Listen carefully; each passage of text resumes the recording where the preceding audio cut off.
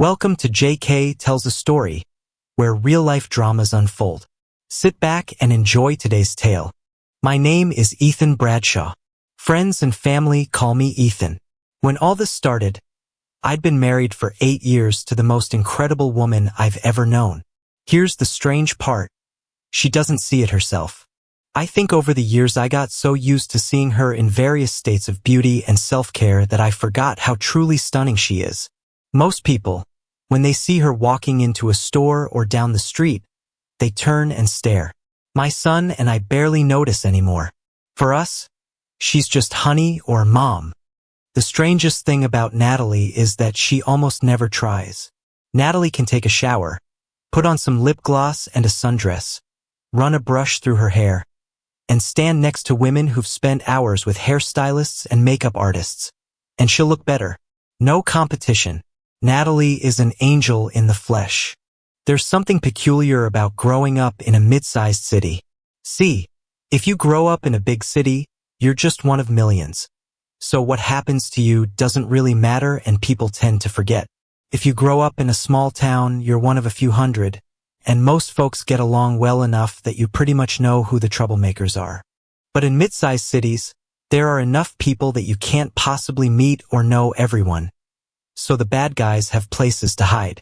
Yet the town is small enough that everyone still hears when something bad happens. They just probably don't know the people involved.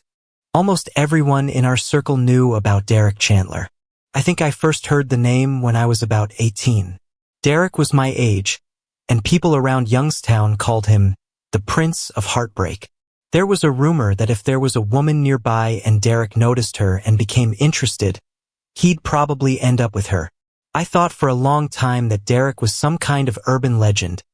You know, just a story they made up to scare average guys into settling down. He was like the boogeyman. Only instead of hiding under beds, it was more like, you should have married her when you had the chance. Now she's with Derek Chandler. In the beginning, there were so many women in our town who got married right out of high school or halfway through college that I believed many girls simply dropped Derek's name when they got tired of waiting for a proposal. Many of them were big, assertive local girls who weren't generally considered okay. I know what I'm about to say sounds terrible, but it's the truth. Many of them, including my sister Victoria, were generally considered practice girls. A practice girl is someone you date, spend time with, do all the things couples do, but you're never actually going to marry her. In many cases, there's something not quite right, or a few things, or maybe nothing's wrong, but for some reason you just don't see yourself with them for the rest of your life. The bad thing is, the practice girl never realizes she's a practice girl. She truly believes you're her one and only, so she starts applying pressure. This can be very subtle, like becoming less available, or a little less subtle, like dragging you to the local jewelry store and stopping in front of the engagement ring display. Well, Derek Chandler turned a lot of practice girls into wives just by having his name mentioned.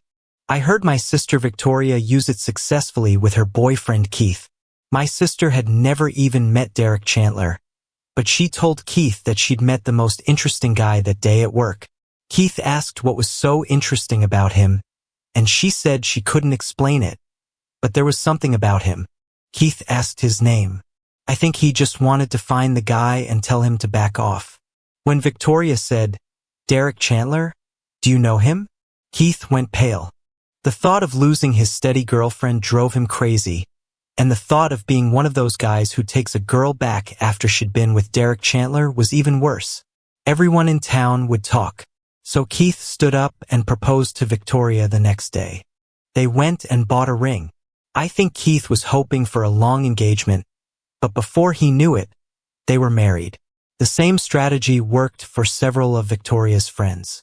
There were probably a lot of guys in our town who realized years later that they'd fallen into a trap, and by then it was too late to do anything about it. I finally got the chance to meet Derek during my junior year at Ohio State.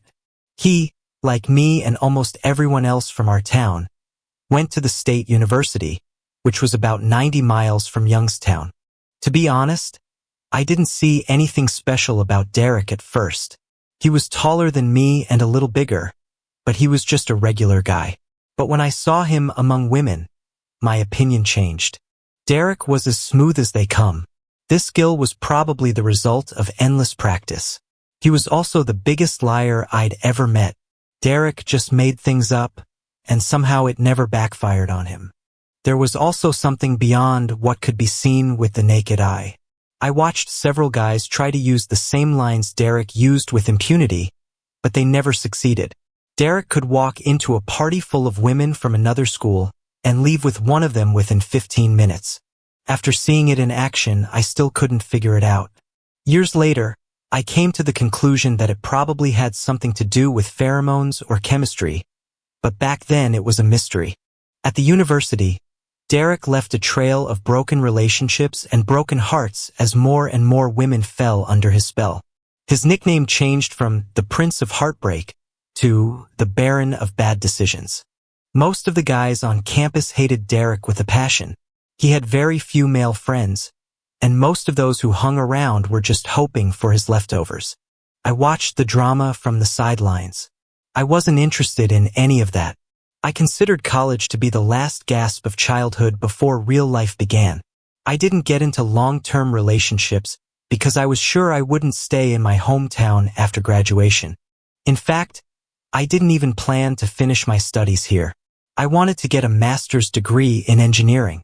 Although Ohio State offered such a program, I wanted my master's to come from a more prestigious institution like MIT or the University of Michigan.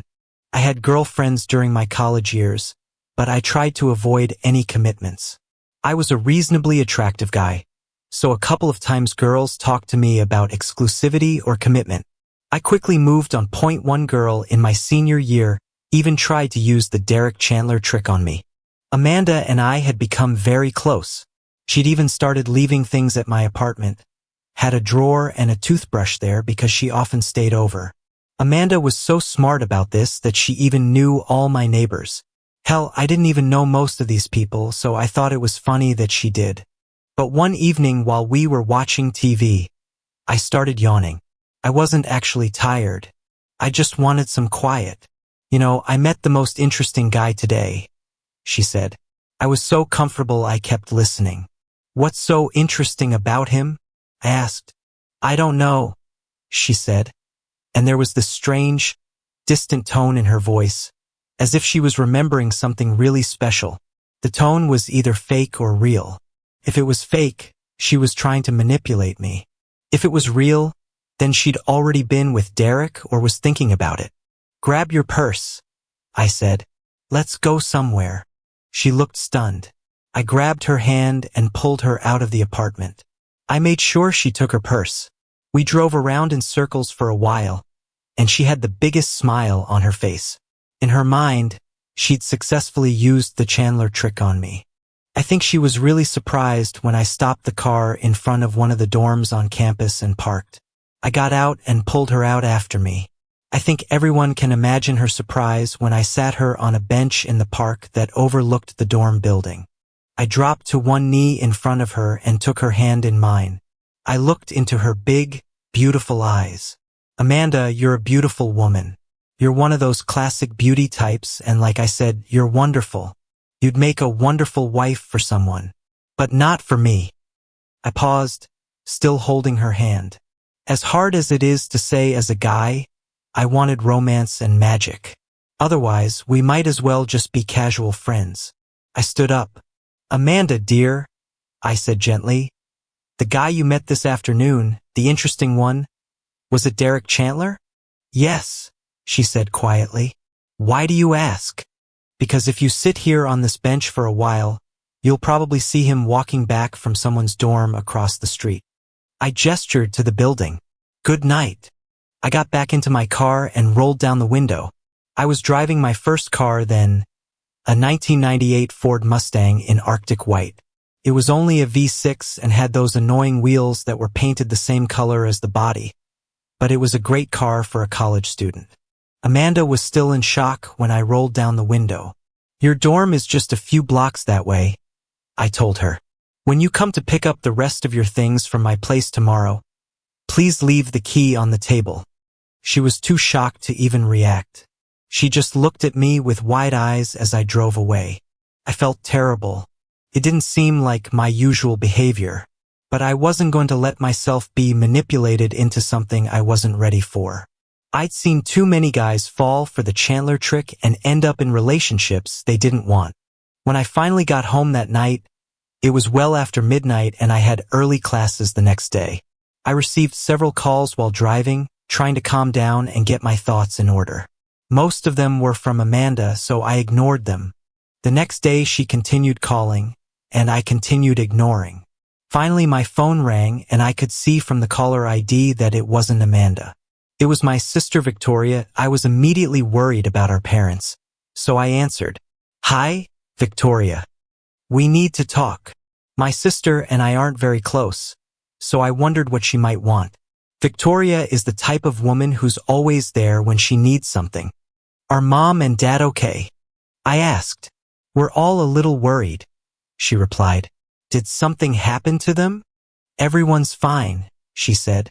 "It's about Amanda. Why are you treating her so badly? She's all upset and crying. We all thought you two were going to announce something soon. Why the hell did you all think that?" I asked, feeling defensive. "Well, you guys get along so well together," she said hesitantly. I talked to her a little and she said, "You thought I was stupid enough to fall for the same trick you used on poor Keith to get him to marry you, right?" I interrupted. Yes," she said quietly. "Victoria, I'm not an idiot," I said firmly. "Those tricks don't work on me. I'm not going to do something I don't think is right for me. I'm not ready to get married. I'm not going to start a career at some little local factory and buy a house to settle down. I want more from life." "That's what Keith wanted," she protested. "Sometimes men have no idea what's good for them. You sit around playing video games and dreaming about Victoria's Secret models and Lamborghinis, when real life and perfectly good women who love you are right in front of you. I just don't want you to miss a good opportunity." "So you set this whole thing up?" I asked. "Well, yes," she admitted. "Great, because now, instead of just losing a girlfriend, I've lost my sister." I hung up. Over the next few days, I fought off comments and questions from family and friends about why I was acting like an idiot. I had two standard responses and a final move. The first was my story about how I had a plan for my life, and I told them what that plan was. The second part was that I explained the need to be in love before getting married. Finally, I told them about Victoria's little trick and how she'd used it to get Keith to propose and lock him down.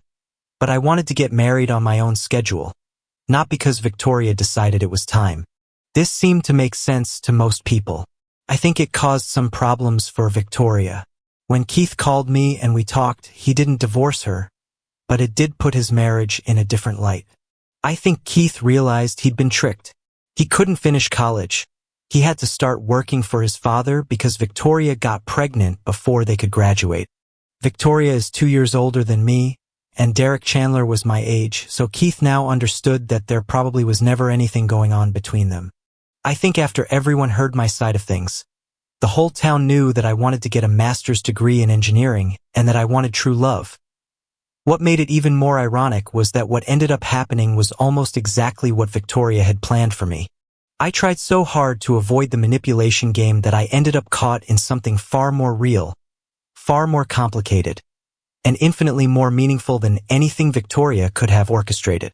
About 3 weeks after the incident with Amanda, she was still trying to track me down, and I knew I'd have to talk to her eventually, but I wasn't ready yet. Somewhere in the back of my mind, I hoped the semester would end and I could avoid her forever. Everyone knew I was going to MIT in the fall, which meant moving to another state.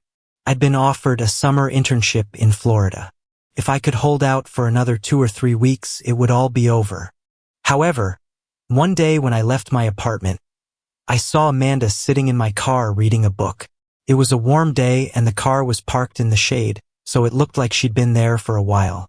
I'd actually only planned to walk to the library to do some research. So rather than confront her and get into an argument or a long, tearful conversation, I decided to do the mature thing. I went out the back door. I was already on the next block, heading toward the library, when I passed a bus stop. I just walked past when I realized the woman sitting there was crying. For everyone's understanding, I should point out that I'm not as much of a jerk as my actions might suggest. I'm just a regular guy who likes to have a plan and a moral compass and stick to both. The woman crying at the bus stop struck a chord with me. I couldn't just walk by without at least trying to see if I could help somehow. She was small and delicate in a blue hoodie, with a tangle of reddish waves bursting out from under it. I honestly wondered how she'd managed to pull the hood over all that hair. When I asked if there was anything I could do to help, she looked up at me, and I saw the biggest miracle of my life. My crying girl at the bus stop was Natalie Hartwell. Natalie Hartwell was the most beautiful woman in our town. Every guy I knew, as far back as I could remember, had been in love with her. My dad was in his 40s, and even he perked up every time someone mentioned Natalie Hartwell. I couldn't understand why she was sitting at a bus stop crying, so I asked, "Do you know me?" I said gently, "Yes. We've been going to school together since elementary school," she said with sadness in her voice. "Natalie, whatever happened, we'll fix it," I said confidently. "No, we can't fix this," she said, her voice breaking. "Natalie, I'm an engineer," I said with a slight laugh, trying to lighten the mood. "I can fix or rebuild anything. If I can't make it better than it was, then at least I can make it work." "I'm pregnant," she said. If there was a way to pull words back into your mouth, I would have pulled mine back. But I just sat down on the bench next to her and tried to give her a supportive ear. Natalie's parents were devout Catholics. She had an uncle who was a priest, and her entire family was deeply involved in the church. She wasn't as devout as the others, nor were any of her siblings, but the consequences of her situation were quite serious. Part of this situation existed because of who she was. Natalie is so beautiful that guys fell in love with her just looking at her. She just didn't see it herself. Her two sisters were the same way. When she looked in the mirror, she saw an ordinary girl. For most of her life, she was only allowed to date guys who had her parents' approval, mostly guys she met at church events. So just a couple of months ago, Natalie was still a virgin at 23. Then she met a new guy at her church. He just started attending, and it turned out he also went to Ohio State. His name was Derek, and he impressed everyone at the church. In fact, he first asked her father if he could date her. Natalie made Derek wait for 2 or 3 weeks, which for Derek, who was used to quick conquests, was something of a record. Derek stayed with Natalie for about a week after they became intimate. Then he moved on and started avoiding her. When Natalie missed her period, she took a test and called Derek when she found out it was positive. Derek told her not to worry, that everything would work out. He continued to avoid her. He told her home tests were often wrong and that she should get a real examination from a doctor. She made an appointment and asked him to come with her. When the day arrived, she couldn't find Derek anywhere. He'd taken his final exams early and left town. What was Derek's last name? I asked carefully. "Chandler," she said, tears streaming down her face. "I don't know what I'll do. My whole family will disown me." "Natalie, sooner or later you'll have to tell them," I said gently. "Part of being an adult is accepting responsibility for what we do. If you wait until you start showing, it'll be much worse for you than if you're honest and upfront about it. Don't worry, your parents will love you no matter what, and your friends will support you too." "Do you think so?" she asked, her voice small and hopeful. Then we talked for most of the afternoon. I took her to a small restaurant. We ate and talked some more. She told me I made her feel much better, and if she had a boy, she'd name him after me. "I'm sure as hell not going to name him Derek," she said with the first hint of a smile I'd seen. She gave me her phone number and told me to call her the next day. Then she asked me to call that number right away so it would be saved on my phone. I walked her back to her dorm and drove away. I'd spent most of my life seeing Natalie around town or at school and couldn't even imagine us talking, let alone having her phone number. As stupid as it may sound, I fell so deeply for Natalie that day that there was nothing I wouldn't do for her. Even as I walked home after leaving her, I remembered hundreds of small details from our childhood. I recalled the times I'd seen her smile and been in awe of how beautiful she was. I remembered the grace with which she handled awkward moments, and I realized that, like most guys I knew, I'd probably always had a little crush on Natalie. I just never thought, even in my wildest dreams, that I'd have a chance. Luckily for me, everything turned out the way I wanted. That day when I returned to my apartment, Amanda was gone. She'd left a note on my car saying she really wanted to talk to me, so I decided I'd call her the next day. Unfortunately for me, life intervened. I've never been messy. I grew up in a house that was always immaculate, so I tried to keep my apartment that way too. Since Amanda had spent the better part of a year auditioning for the role of wife, she'd really helped with that. My apartment was never a typical bachelor pad. I was trying to catch up on a day of studying when the phone rang. I assumed it was Amanda and decided it was time to deal with it. "Well, it didn't work," said a crying voice on the other end. "They kicked me out." "I'll be right there," I said. I was in the car and already moving before I even realized what I was doing. Like I said, I've always tried to be a good guy, but sometimes I act on my emotions and let them take over. This often gets me into situations that could have been avoided with a little rational thinking. I arrived at Natalie's parents' house and knocked on the door. The door slowly opened and Natalie's father stood there, holding a drink in his hand. He was clearly upset. At that moment, he was not the pious churchman everyone knew and respected. "What do you need?" he asked, taking a sip. "I came to see Natalie," I said. He looked at me and his face turned red. "You're the one who," he started, and for some reason I was just as angry as he was. Looking back, I understand that at that moment we both had misunderstandings. If only one of us had slowed down and let the other speak, perhaps everything would have turned out better. But for me, it would have been worse. If we'd taken the time to talk or listen to each other, he might not have ended up hating me. But I probably wouldn't have ended up with Natalie either. "Yes," I said. "I'm the one who." I was going to say, "I'm the one who told her to tell you she was pregnant." "Well, good," he said. "You can take her with you." I found out later that he was just upset and never really intended to kick Natalie out of the house permanently. "I'll take her," I said. Natalie's mother looked relieved. Natalie herself was scared and shocked. "But Dad, she began. "Get out of my house," he said firmly. Natalie already had a small suitcase packed. I'm guessing her mother was planning to send Natalie to stay with a relative until things calmed down.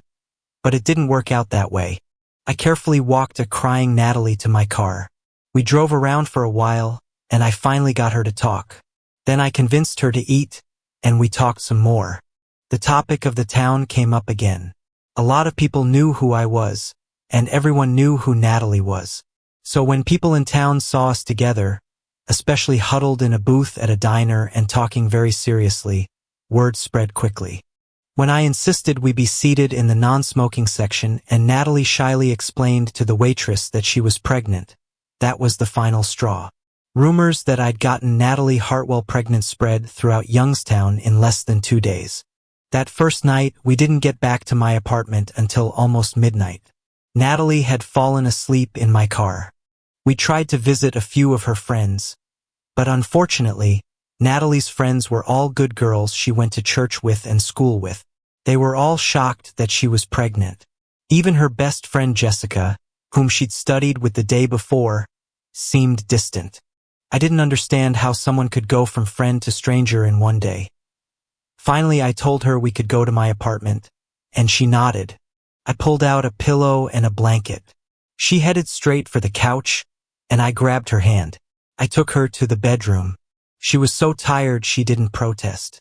I closed the door behind her and went to the couch. The next day, I had an early exam. It was my last one.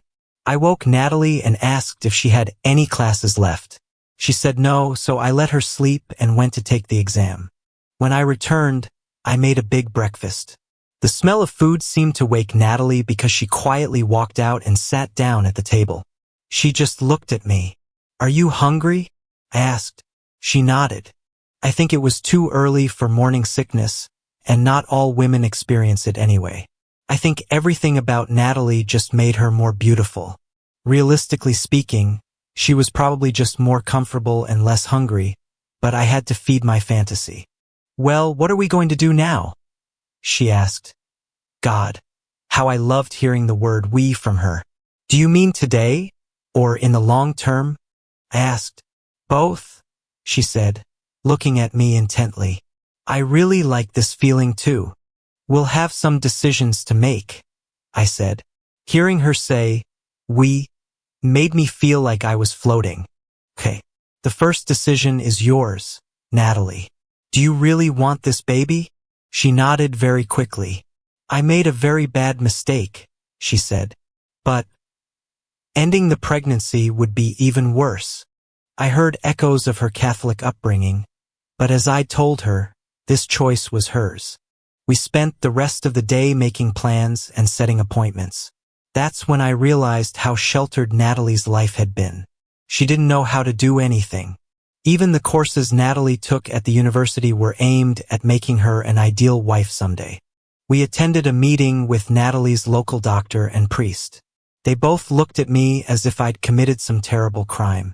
We got Natalie the vitamins she needed and signed up for parenting and childbirth classes.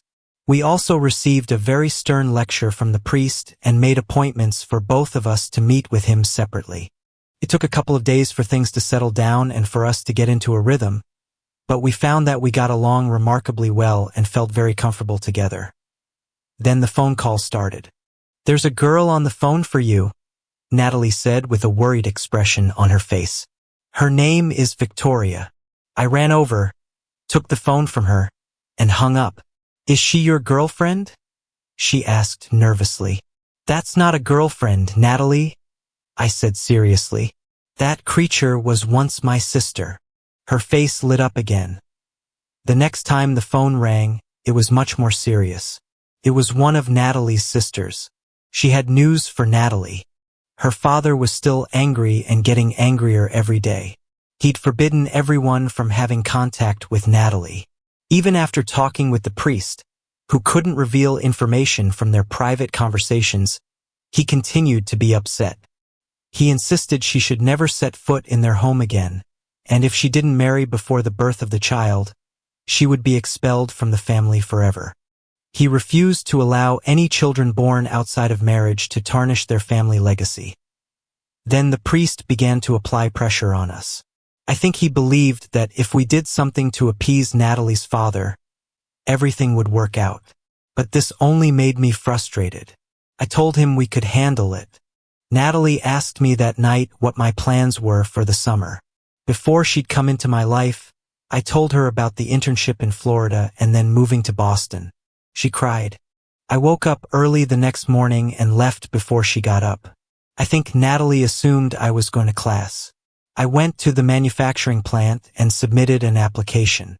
They were always looking for young engineers and hired me on the spot. It was Thursday, and I didn't have to start working until the following Monday that I went to meet the priest alone. Natalie's meeting was scheduled for the next day. When I returned home, I realized something was wrong. Natalie was fully dressed and her suitcase was by the door. "I was hoping you could take me to the bus station," she said quietly. "Natalie, I'll take you anywhere," I said. "Where are you going?" "I'll go to Aunt Sally's," she said sadly. "I thought you didn't like her." "I don't," she said, her voice breaking.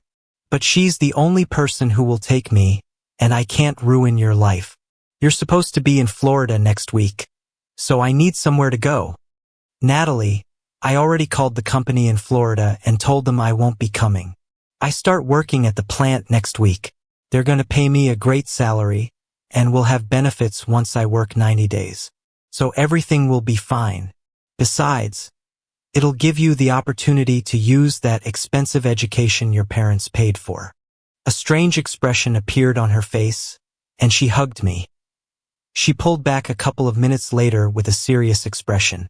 "Ethan, can we talk about something?" she asked. I just smiled and nodded. "I don't know why you're doing all this for me." "For us," she corrected herself. But I need to ask you for an even bigger favor. Okay, I said. I'll do it. Her face brightened. Ethan, you should probably let me ask the question and explain my plan first. Natalie, you already know I'd probably do anything for you, I said. She turned and walked away, then started crying on the bed. I walked up to her and started rubbing her back gently. Natalie, what's wrong? I asked. It's me, Ethan, she cried. I'm just asking for too much. Ever since I met you, I've only taken from you without giving anything in return. But this is just too much. If it's too much, I'll tell you, I said. What do you want, Natalie? Even as I asked, my mouth opened in surprise as she looked at me. No, Natalie, I suddenly said. I absolutely refuse. Even for the most beautiful woman I've ever seen, there are limits. I absolutely refuse to sell my Mustang and buy a minivan. Do you think I'm beautiful? She asked, surprised. Do you want a minivan? I asked in the same tone. No, I wanted. She paused, looking vulnerable. A year of your life. Natalie, I'm 22 years old, I said. I still have many, many years ahead of me. You can have one of those. Seriously? She asked, and her face brightened even more. You really don't want a minivan? Can I keep my car? I asked. She hugged me with all her might, shaking her head and smiling at me. Yes, you can keep your car. Okay. What do I need to do? I asked. Do I need to become Catholic and go to church for a year? Of course not, she said, still smiling. But you'll have to go to church a few times, like when we get married. When are we? I started to ask. Ethan, I know this is a lot to ask, she began quickly, as if she'd been rehearsing. But I've thought it through. I looked at it from my father's point of view. He really values our family history and other people's opinions. So if we get married before the baby is born, there won't be a scandal. I'm sure once we're married, he'll come around. And when the child is 5 or 6 months old, we can file for divorce, and you can go to Massachusetts then. She spoke faster now, her words tumbling out. A divorce a year later will be less shameful than if I remained an unwed mother. Being an unwed mother is usually seen as the parent's failure to raise their child properly. But divorce can be explained in many ways. And of course, you'll have a friend for life and my eternal gratitude. Okay, I said simply, but I felt a little hurt inside. Half the town already thinks I got you pregnant anyway. I love you, Ethan, she said suddenly. Thank you so much. You're welcome, I said, trying to sound normal. That's unlikely to happen, though. Why not? She asked, confused. Because Derek will come to his senses and come back for you before the baby is born, I said. Why would he waste his time? She said, and it was the first curse word I'd ever heard her say, with a bit of anger in it too. There's nothing here for him. My child doesn't need him in their life, and I don't need him either. I wish with all my soul that I'd met you before I met him. I don't think I heard Natalie swear again for weeks after that.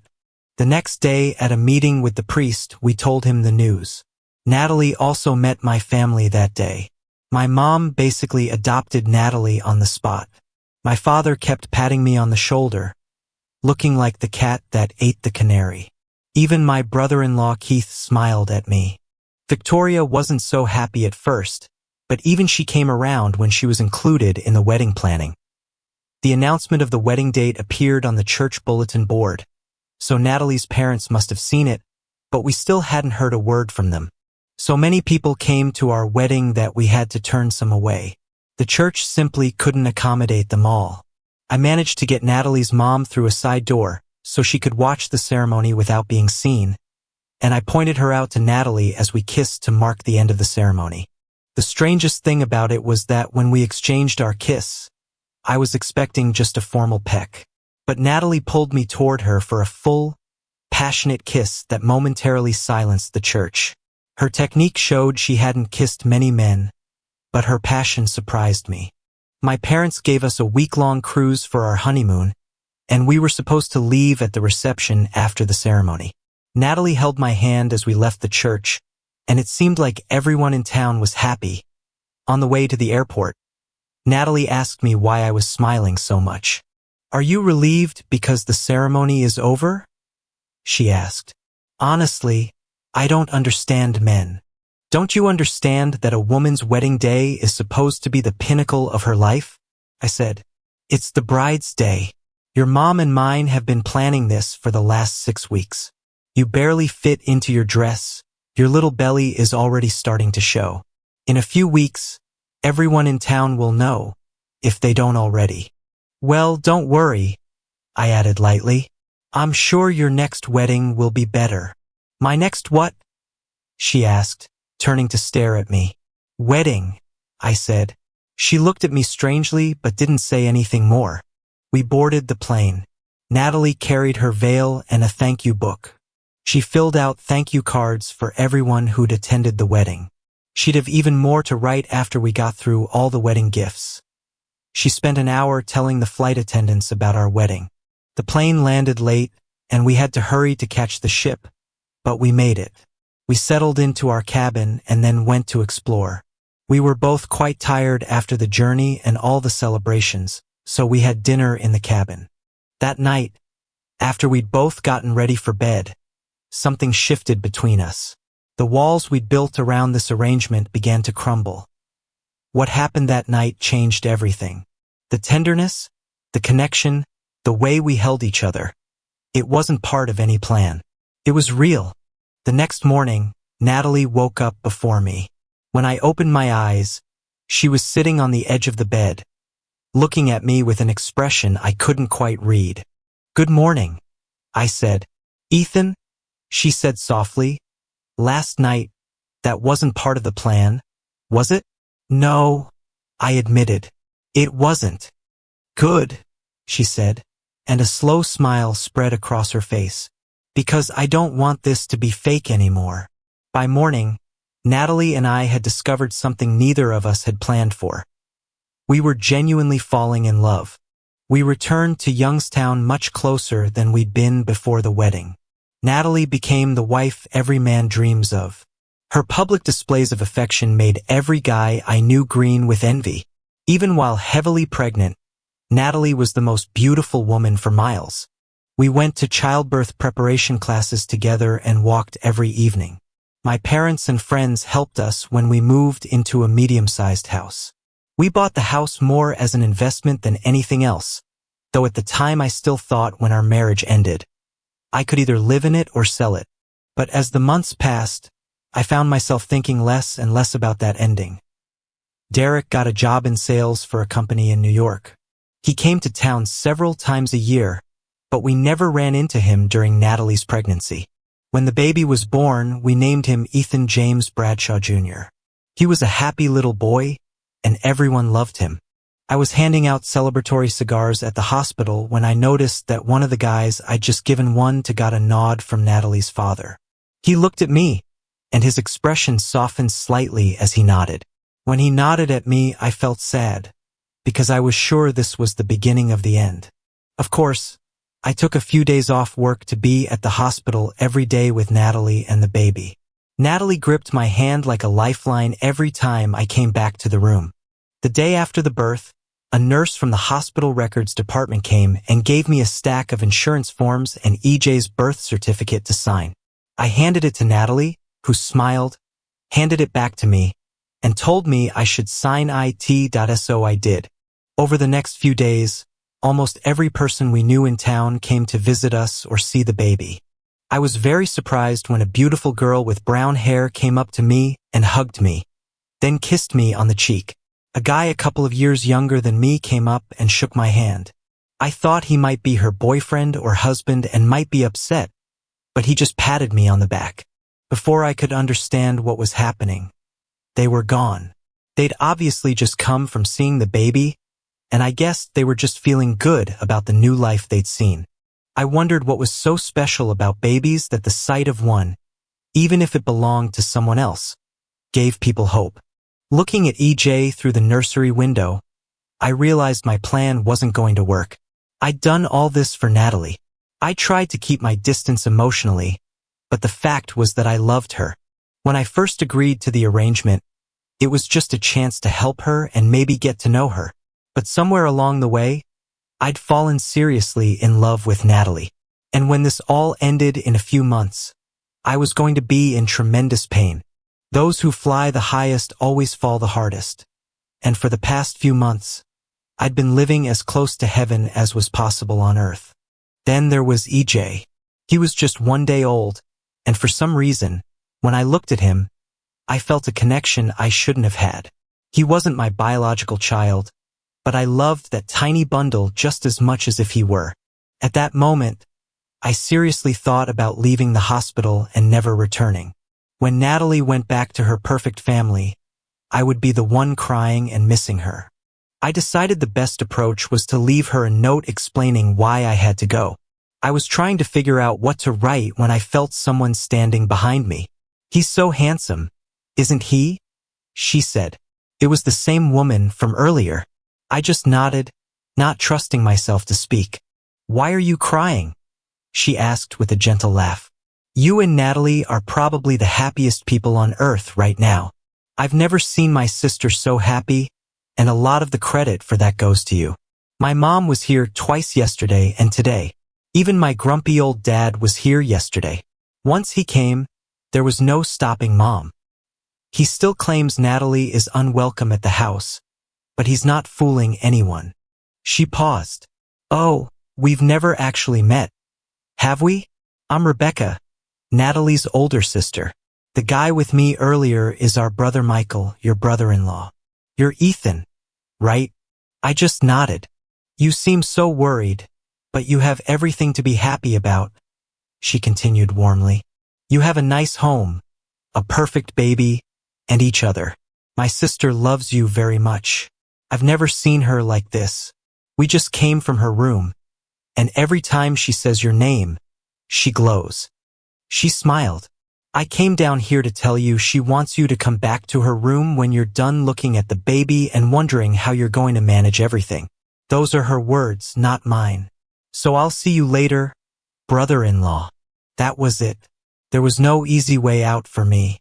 I realized at that moment that I couldn't leave Natalie until she told me herself that I was no longer needed. As I watched Rebecca leave, I noticed a couple of things. She was followed by guys who nearly crashed into walls trying to look at her, and she didn't even notice. Rebecca, when we spoke, seemed to think of herself as an ordinary person. She thought Natalie was somehow gifted or lucky to have me. When I returned to Natalie's room, she was talking to a nurse.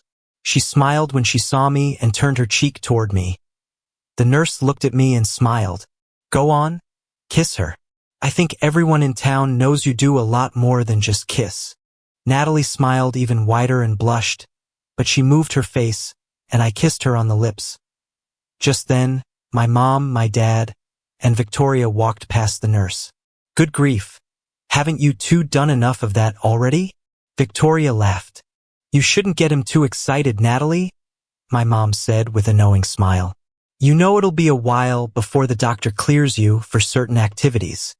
Maybe we just don't tell the doctor," Natalie said with a playful giggle. My father's eyes nearly popped out of his head.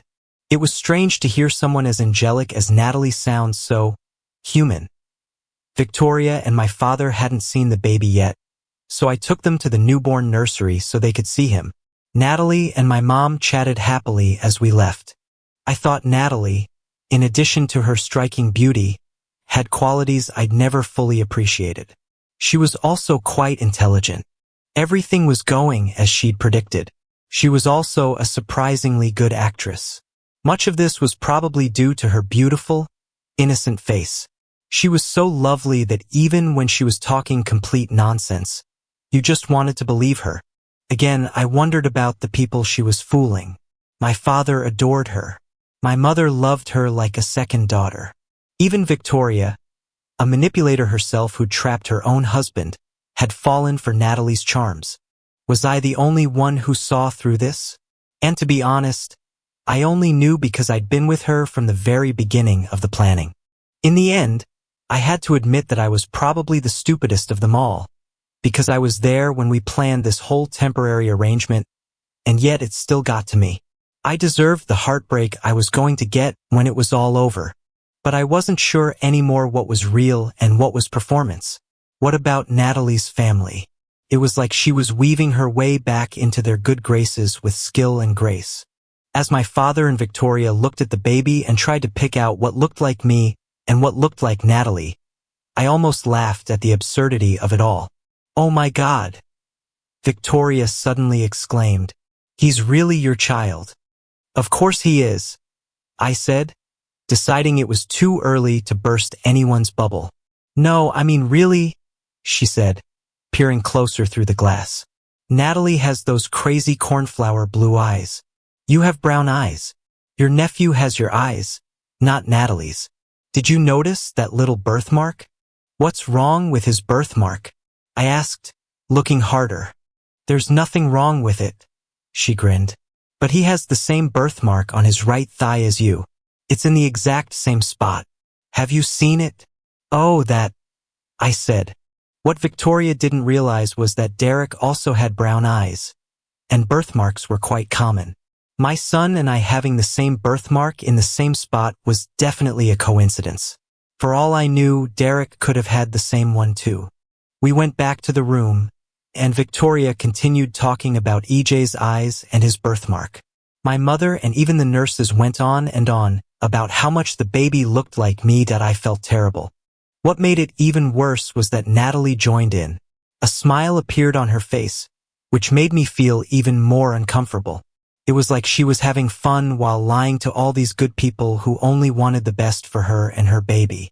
I began to wonder how they'd all feel when Derek returned to claim his family. Would they feel stupid? Would they blame me? I probably wouldn't care, because when this was over, I'd be heading out of town anyway. I was planning to go to Boston and MIT. With the money I'd saved, I could make my first year there easier. The only problem was I hadn't managed to save much money. Buying a house and furnishing it for Natalie and her baby had limited what I could put away. Of course, I could always sell the house. Natalie would probably move back in with her parents, so she wouldn't need it. I needed to talk to her about this as soon as I got the chance. When my mom and dad left, dragging Victoria with them, I felt terrible. "Ethan, come here and sit with me," Natalie said, smiling. She looked radiant. Her face lit up like a Christmas tree, and I just felt awful about lying to all these people. "Are you okay, honey?" she asked. "You look a little pale." She pressed my hand to hers and kissed it. I felt sick. She'd been playing this role for too long. Fooling people who didn't suspect anything was one thing, but I thought we were at least honest with each other. I thought I deserved better than that. But apparently, she saw me as just another person to deceive. Everything was fine as long as Natalie got what she wanted. "It always happens," said a voice from behind us. I turned around and saw an older version of Natalie standing in the doorway. "Your father looked that way too, Natalie, the first time," she continued, stepping into the room. "When you're a young couple and haven't been together that long, adding a child to the family seems overwhelming. When it's just the two of you, you know you can survive on anything, you can eat ramen and live on love. But when you bring a child into the equation, especially in the beginning, the responsibility seems enormous. You two can handle it." "Mom, what are you doing here?" Natalie asked, starting to cry that I couldn't stand seeing her cry. I immediately went into protective mode. "Your brother and both of your sisters have come to see their nephew," Mrs. Hartwell said gently. "Rebecca and Michael came to visit you too. Even your father was here yesterday to see his grandson. He won't admit it, but he won't lie about it either. He gets defensive and changes the subject. But he was here, so I decided I could come too." She walked closer to the bed. "I love your father, Natalie, and I always will. But you are my daughter, and what's done is done. You made a mistake, as your father says. When you left 8 months ago, he called you all sorts of names and said you had sinned before God and your family. Now he just says it was a mistake, but he admits you're trying to move forward." Mrs. Hartwell's voice softened. Natalie, when you came and told us about it, I was in shock. But even on that day, when you ran up to your room and Ethan arrived immediately, I began to have doubts. When he stood in front of your father and took you out of there, I doubted even more. Maybe what happened wasn't what we wanted for you, but you're happy. And my grandson is the most beautiful baby I've ever seen. Even now, when I look at you two together and the way you look at each other, I'm ashamed to say it, but your father was wrong. You were managing without us. In fact, I think we need you more than you need us. I'll go look at the baby, I said quickly. That way you can talk. When I got out of the chair, I noticed it again. Natalie seemed reluctant to let go of my hand. She kept her fingers intertwined with mine until the last possible moment before we separated. This made me even more confused. Was she deceiving her own mother too?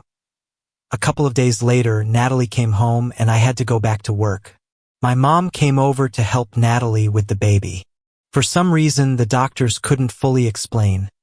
Natalie remained very weak after giving birth. She had low iron levels, causing her to become breathless after even slight activity. They'd discussed this back in the hospital. What shocked me was one day when I was bringing Natalie breakfast. It wasn't my mother who'd come to sit with her. It was her mother. "What would you like for breakfast, dear?"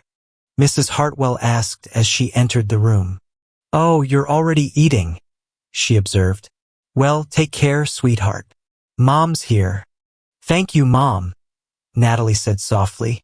"I'll make dinner," Mrs. Hartwell said to me. "You just go to work and don't worry about anything." "It's complicated," I said when her mother went into the nursery to check if EJ was awake.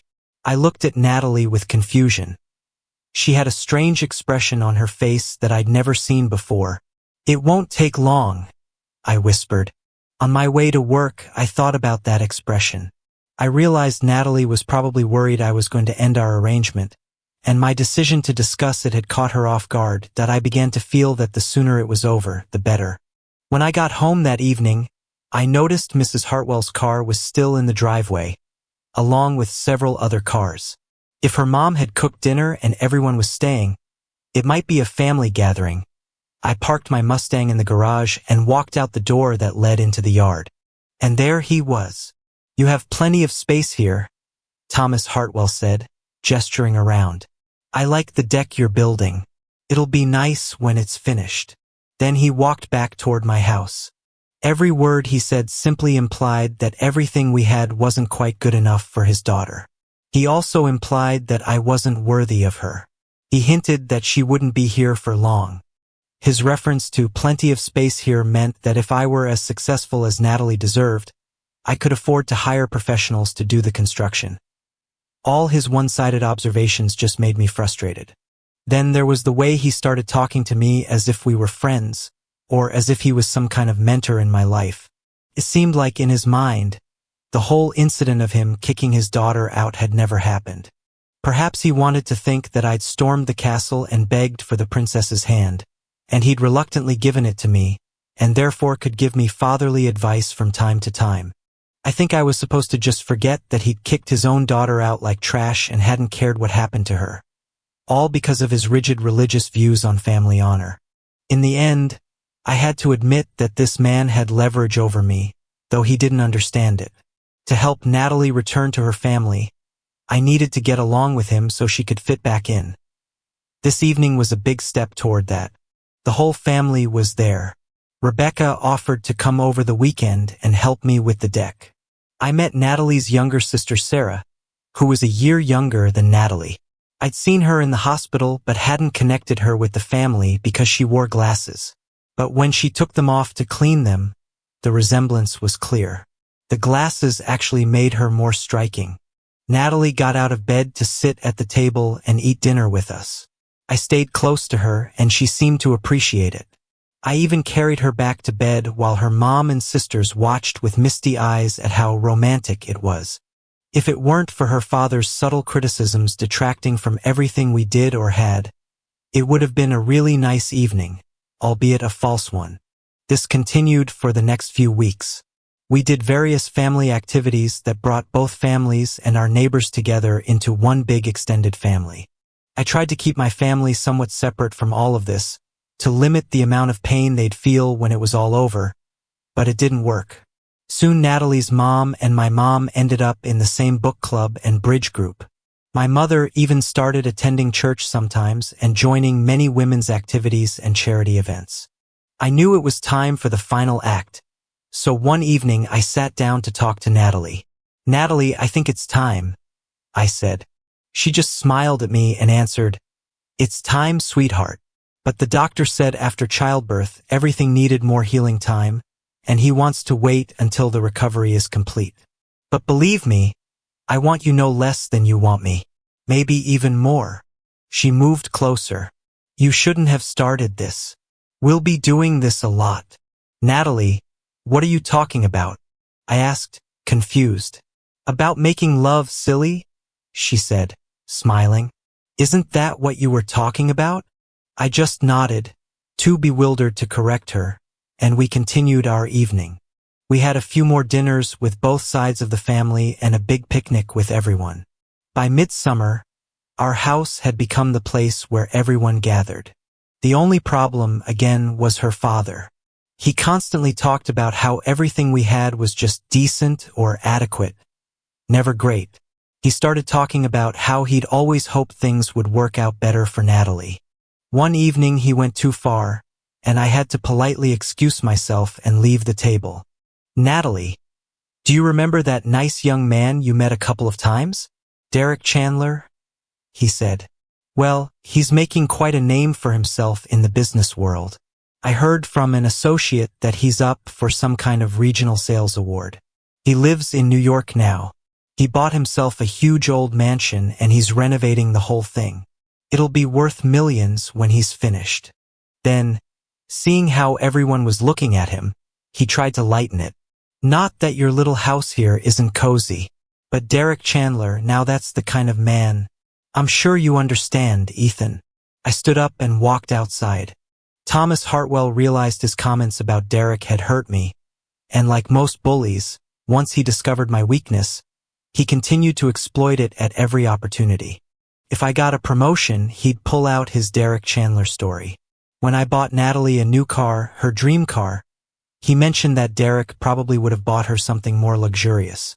And when he continued to needle me, I realized we were long past the deadline for our original plan. Autumn had already arrived, and EJ was 8 months old.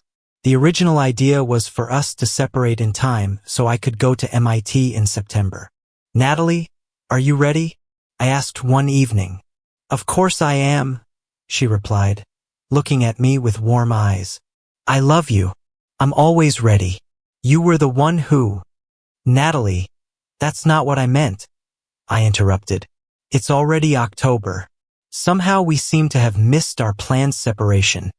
"I know, Ethan," she said sadly. "How much time do I have?" "What do you mean?" I asked. "How long can you bear staying with me?"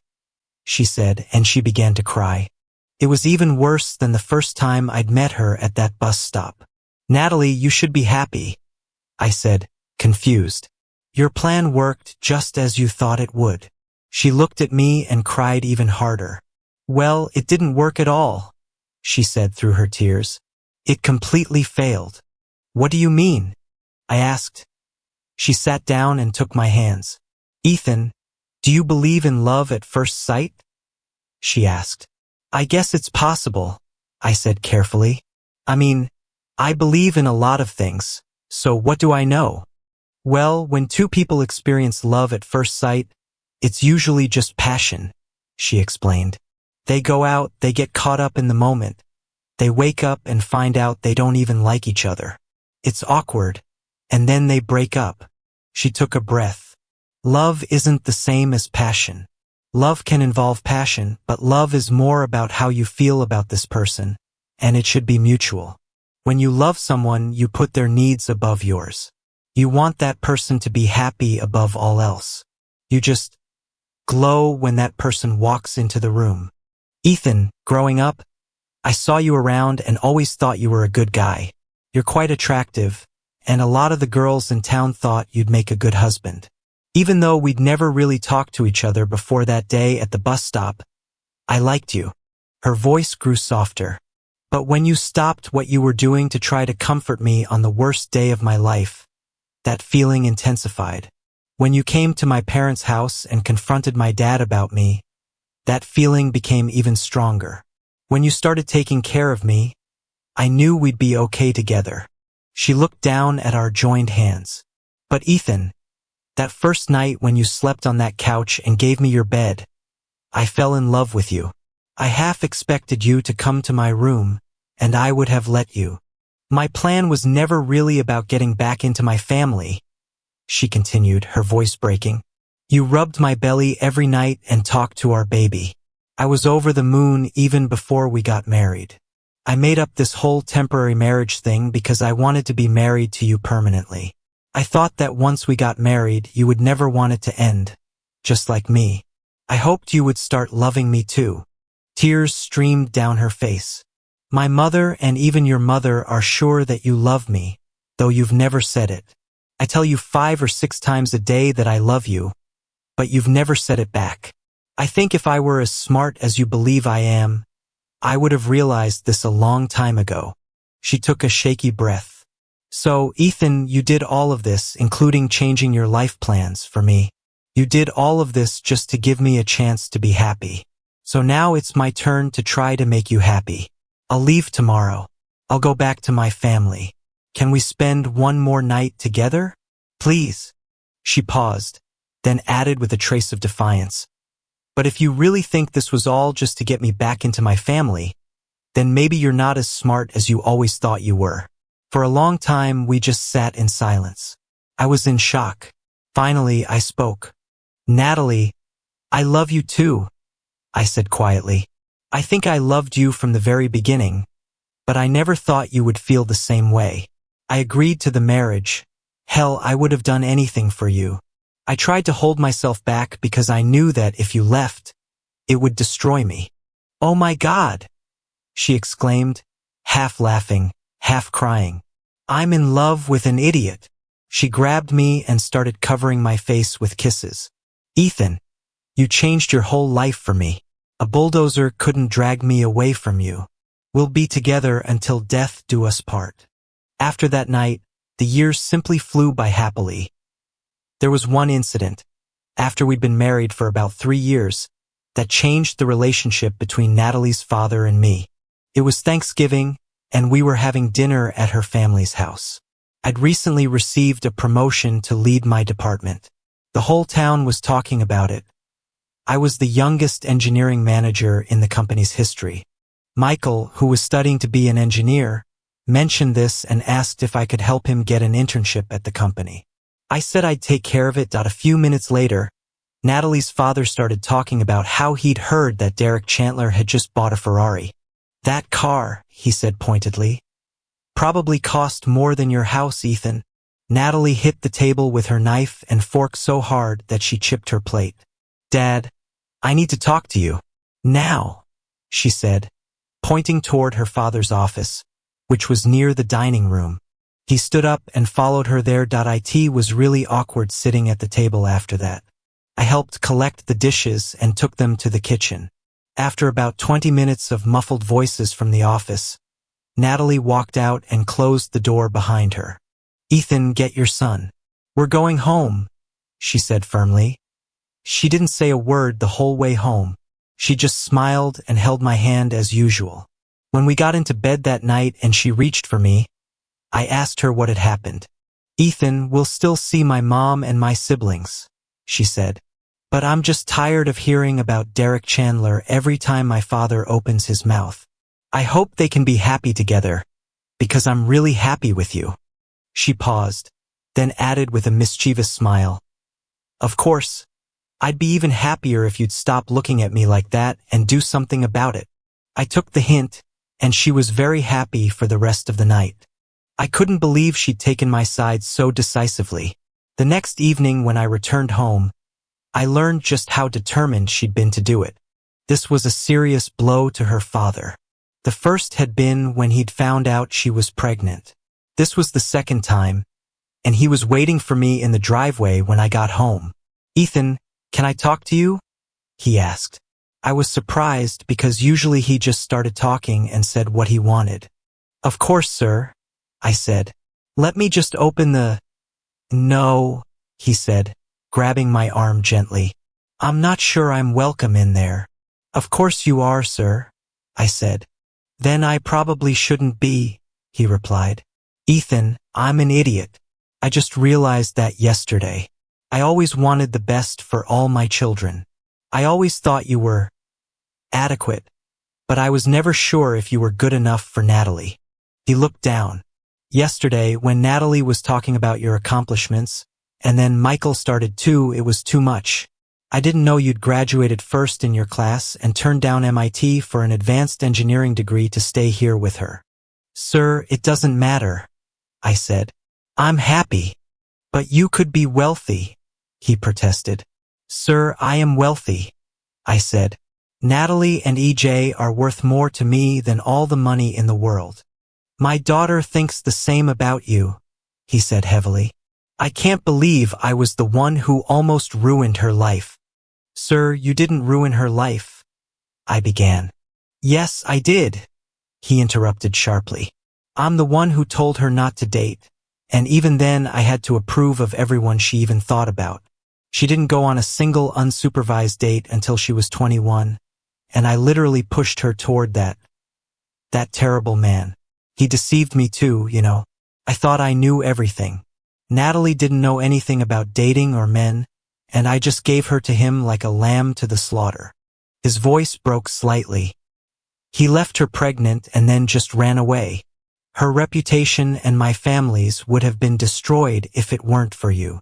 And I kept throwing him in your face all this time. I didn't know what kind of person he really was. I talked to a few people in town about him. Every time he comes to town to see clients, he still continues his behavior. A leopard doesn't change its spots." "Sir," I said gently, "at the end of the day, I still feel like I got the best part of the deal." "No, son," he said. "Natalie got the best deal. After that, we all became one big, genuinely happy family. Until the summer when EJ, or Deuce as we called him now, turned 8 years old. I was an attentive father. I was involved in everything he did, and Natalie and I just grew closer and closer. We were so good together that it seemed like something was bound to go wrong. It was a typical Saturday morning. Deuce and I were in the backyard. He was practicing his swing at the batting tee next to the garage. Deuce was a shortstop and the best baseball player in his little league. We had a game that day, which was why I was in a hurry to cut the grass. Natalie was gathering a few of her friends to plan a big backyard party for Deuce's birthday. After I cut all the grass in the front, all I had to do was cut the grass in the back, use the edger, and trim the bushes and plants, and we could be off to the game. Natalie attended many of Deuce's games, but I never missed one. Most of the time, she just sat on the bleachers holding my hand. I think she was there more to be with me than to watch the game, but it didn't bother me at all. Our marriage and our life together were more vibrant than ever. I'd often thought that maybe the unconventional way we met was what made us hold on to each other so tightly. But the reason didn't matter. The main thing was that we did. We'd started arguing a little lately, which was unusual for us. She seemed irritable and moody. I thought maybe she'd been feeling tired and might be getting sick. Several of Natalie's friends were already at the house. They sat in the kitchen while she prepared for their meeting. My electric trimmer ran out of line at one point. I set it against the wall of the house and went to the garage for a spare spool. "Deuce, remember what Coach told you?" I shouted to him. "Don't stop on contact. Follow through, and you can drive the ball farther." "Got it, Dad," he said. The next swing he hit harder, and his follow-through was perfect.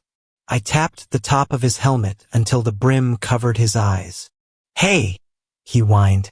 "How can I see?" "You can't see," I asked playfully. "Not at all," he said. "Okay," I shouted, tickling him until he fell to the ground screaming with laughter. Having fun. When I got back to the house, I was trying to change the trimmer line, and I heard them. Unfortunately, I could only make out fragments of the conversation. I was unlucky enough to hear what I did, because they weren't even talking loudly. Their voices were barely above a whisper. I heard one voice say Derek Chandler and back again. There was a short pause, and another voice said something I couldn't make out, but it ended with she loves him. Best night she's ever had. Came another whisper. Then, doesn't know how to tell Ethan, and doesn't know how he'll take it. I was stunned. I just stood there. I guess I'd always known deep down that the man might come back someday. But there were rumors in town that he was some kind of big shot. He lived in a multimillion-dollar mansion in New York and dated a supermodel. Whenever he was out of town, he had women everywhere. What the hell did he care about Natalie? Then I remembered that even though I'd gotten used to her, Natalie was still the most beautiful woman I'd ever seen. She wasn't the kind of woman a man could forget. Perhaps Derek had simply decided that enough time had passed since he'd left her, and he'd come back for her. What hurt me the most was that Natalie had obviously responded to him. But what did I expect? Women always fell for Derek. Natalie herself had even told me she simply couldn't resist him. Even after the first time, she'd sworn to herself it wouldn't happen again. But he'd gotten to her the next time he'd seen her. All this time, I truly believed that Natalie loved me. I guess I was just the person who was there for her while Derek was away that I almost started crying. Standing there. Ethan, what are you doing? She asked sharply, breaking me out of my thoughts.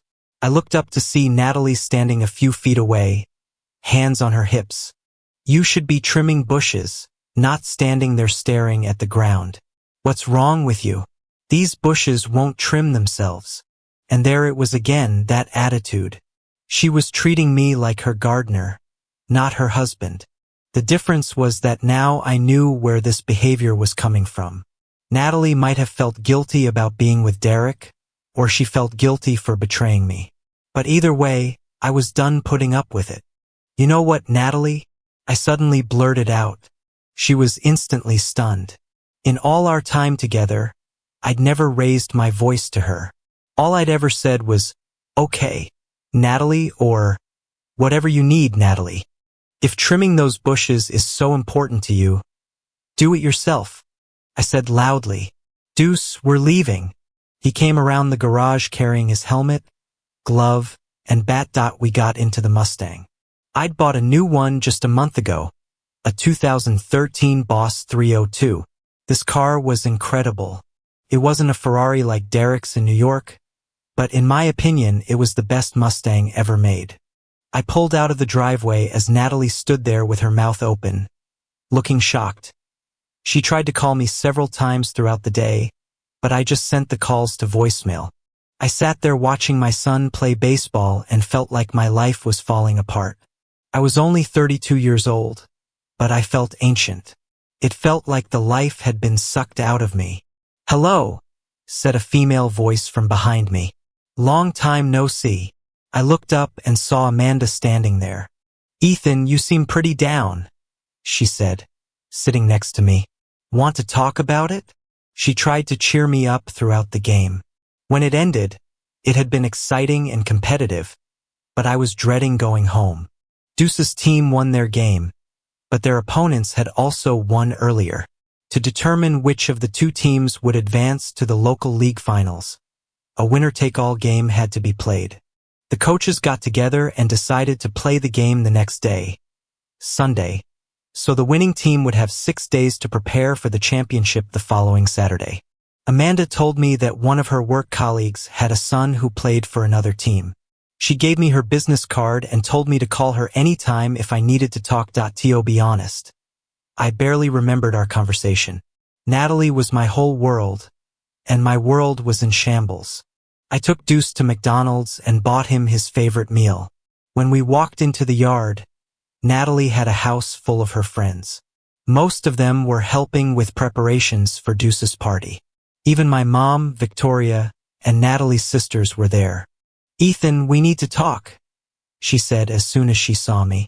Natalie, maybe we should talk later, I said. You have guests. But Ethan, she began. I turned and left the room. In less than 10 minutes, I was back on the road. I didn't know where I would go or what I would do. All I knew was that I didn't want to be around Natalie. I had to give her credit. The woman wasted no time. She was ready to have this conversation and make decisions. At least she wasn't going to drag this out for years. I went to see a friend who handled a lot of legal work at the plant where I worked. When I told him what I wanted, he ran his hand over his forehead. "Are you crazy?" he asked. "Why do you want to divorce her? Didn't you understand the part where she cheated on me?" I said bitterly. "Just forget it," he said. "This woman is amazing. There's no woman worth giving up your dignity for like this." "Are you sure?" he pressed, looking at me carefully. "You look really awful, man. Just give me the papers," I said. "Okay, it'll take 3 days," he said. "These are standard documents. Irreconcilable differences. You get half, she gets half, plus alimony and probably the house. No child support," I said. "And I'm leaving the house. She'll probably be living in a mansion in New York," I added bitterly. He looked at me, then said carefully, "Derek Chandler." I just nodded. "Listen, I need to tell you something," he said with a knowing smile. "Save it for next time," I said, and walked away. He seemed really interested in talking, but I couldn't handle it. I left the office and just drove around Youngstown. Natalie called me a couple of times, but I didn't listen to the messages she left or answer her calls. The whole time I was driving, there was an annoying little voice in my head. "I told you," it kept saying. "Why would someone like her want to be with someone like you?" It reminded me of the question I'd asked myself when I started down this road all those years ago. Finding out that Natalie was involved with Derek again, what those women had whispered about, was the most painful moment of my life. As I drove aimlessly around town, it seemed to me that just ending everything would be the easiest solution. The small town feeling resurfaced. There were only a few places I could go before I started repeating myself, and it got boring. Finally, when I had a chance to think clearly, I decided I wasn't doing myself any favors by behaving like a child. Running away from a problem never solved anything. Besides, if Natalie had made her choice, there was nothing I could do about it. This was my chance to do what I should have done from the beginning. This was my chance to take control of my destiny and move on. The best possible scenario was to take my experience and finally leave Youngstown. Of course, I'd settled here, but that was only because I'd had Natalie. I'm only 32 years old. I told myself, it's not too late to find a woman who loves me for who I am and have more children of my own.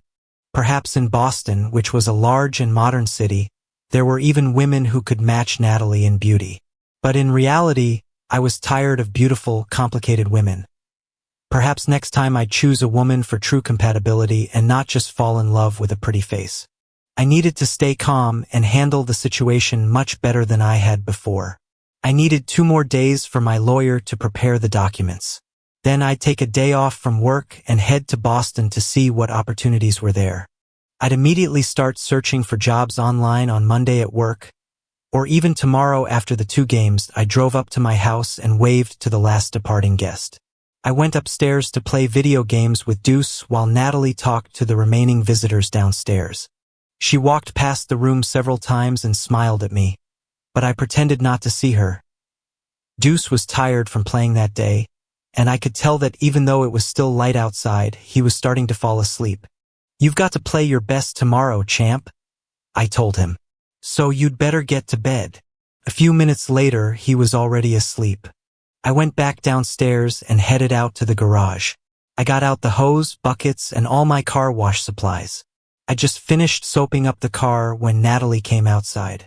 She stood and watched me for a while, and I pretended not to notice her presence. She had a gentle smile on her face as she watched me. There was something so beautiful about her that I couldn't help but feel angry all over again. Why the hell did she choose him? I thought bitterly. There were probably hundreds of guys in town who would treat her better than Derek ever could. I'd been good to her. I was simply in the wrong place at the wrong time, and at every stage I'd always had the choice to leave. She'd even proposed our arrangement to me. I could have said no at any time. Perhaps she saw this marriage as just another phase. She probably thought she could be with Derek from time to time and then come home to me. I'd read about similar things online, but I was just not that kind of guy. Ethan, she said, tapping me on the shoulder. Can we talk? No need, I said coldly. I already know everything. Well, I can see you're not happy, but can I at least explain it from my point of view? She said. This is something I didn't plan for. It just happened. Tell the truth for once, Natalie, I said, much angrier than I'd intended. This is something you've been thinking about for a long time, right? You've probably thought about this from the very beginning. Is it really that big of a deal? She asked, her own anger rising. Does everything we do have to fit into some grand plan you have in mind? Natalie, I could never plan anything with us, I said. Since I met you, I feel like I'm just reacting to what you want, trying to make you happy. So maybe it shouldn't be anything special compared to everything else. Just do what you want. You know, Ethan, maybe I really don't know you as well as I thought, she said. She looked like she was about to cry. I thought this would make you happy somehow.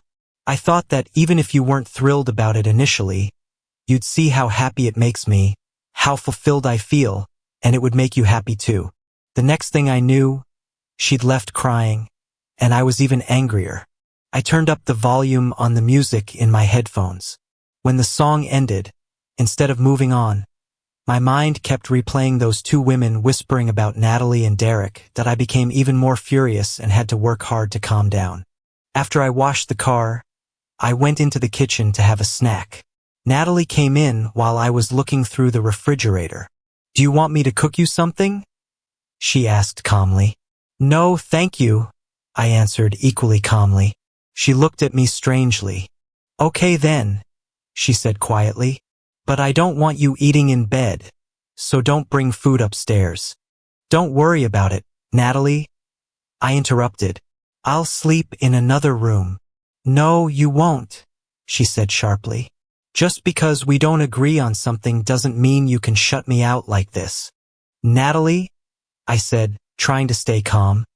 I'm trying to stay civil here as much as possible, so I want you to listen to me for once. It doesn't matter what we feel or what we felt before.